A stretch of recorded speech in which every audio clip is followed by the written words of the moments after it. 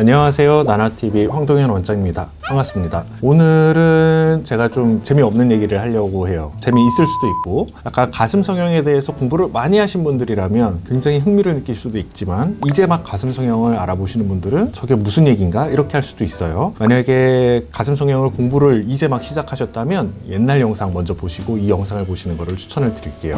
우리가 이제 모티바 보형물이라고 하면 이 보형물 많이 보셨죠? 반투명한 모양의 약간의 푸른색을 띠면서 경우에 따라서는 이 안에 칩이 있기도 한 이런 보형물을 우리가 모티바 보형물이라고 하는데, 사실 인터넷 조금 찾아보면 알겠지만 FDA 승인을 받았냐 못 받았냐 가지고 약간 갑론을박이 좀 많은 보형물입니다. 모티바 보형물은 아직은 FDA 승인을 받지 못했습니다. 하지만 FDA 승인을 받으려고 이제 절차를 진행 중이고요. 사실 FDA 승인을 받는 거의 기준은 모티바 같이 외국 기업 같은 경우에는 임상 데이터가 충분히 누적이 돼야 되고, 그 임상 데이터에서 안전성이 입증이 돼야 되거든요. 근데 그 데이터가 지금 중간 단계가 나왔기에 이거를 좀 여러분들께 같이 공유를 해드리도록 하겠습니다.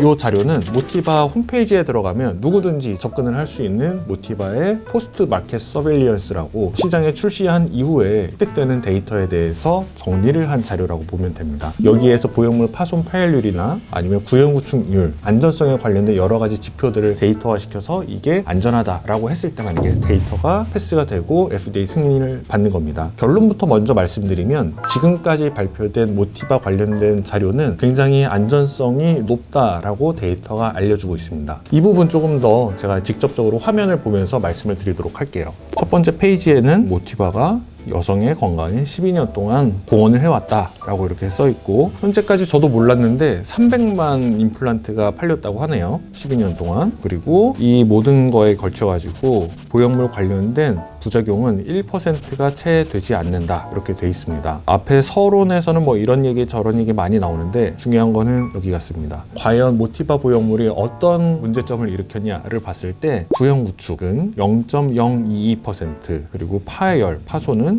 0.038%로 굉장히 낮다 이렇게 나와 있고요. 그리고 중간에 스웨덴의 자료를 가지고 좀 약간 이제 구체적으로 예시를 들고 있는데, 스웨덴에서는 8,598개의 모티바 보형물이 등록이 되었다고 하고요. 여기에서 재수술 비율은 0.46%, 굉장히 낮다라고 하고, 그리고 중요한 보형물 구형 구축에 의한 재수술은 0.46% 중에 0.34%로 굉장히 낮은 수치의 구형 구축률을 보였다라고 합니다. 보형물 파손 파열은 0.06%라고 하네요. 이것은 스웨덴 데이터고 한국과는 조금 차이가 있을 수는 있습니다. 오스트레일리아에서 나온 데이터에서는 28,535개의 보형물이 등록이 됐고, 구형 구축은 0.5%, 보형물 파열은 0.1%. 앞에서 보였던 스웨덴의 데이터에 비해서는 조금 더 높게 나오긴 했는데, 그래도 오스트레일리아의 데이터에서도 매우 낮은 수치를 보여주는 것을 확인할 수 있습니다. 그리고 US, 그러니까 FDA 등록을 위해 가지고 제일 중요한 데이터는 사실 미국 데이터죠. 미국에서 3년간의 데이터가 있었는데 구형 구축은 0.5%, 그리고 보형물 파손 파열은 0.6% 이렇게 나왔다라고 합니다. 그래서 결론적으로 모티바 보형물이 현재 전 세계 각국에서 팔리면서 다양한 데이터들이 이제 취합이 되고 등록이 되면서 보고가 되고 있는데, 모티바에서 우리한테 공유를 해준 자료는 스웨덴, 오스트레일리아, 그리고